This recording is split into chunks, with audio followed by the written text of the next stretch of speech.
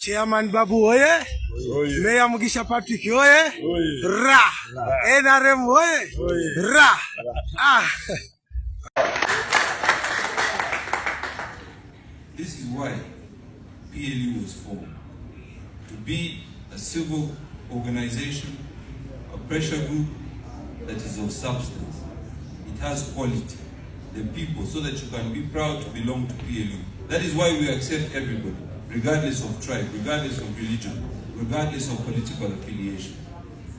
But if we behave like some of these people, we will destroy it ourselves. And let me tell you something, this is a struggle, it's a long struggle. It's a long struggle. Because even if Commander-in-Chief, General Kainerugaba, becomes the President of Uganda, we're going to have to keep him as the President of Uganda. Your job is not to put him there, abandon him, then next time they come and they remove him from office. So the structures have to be in place. Asante sana.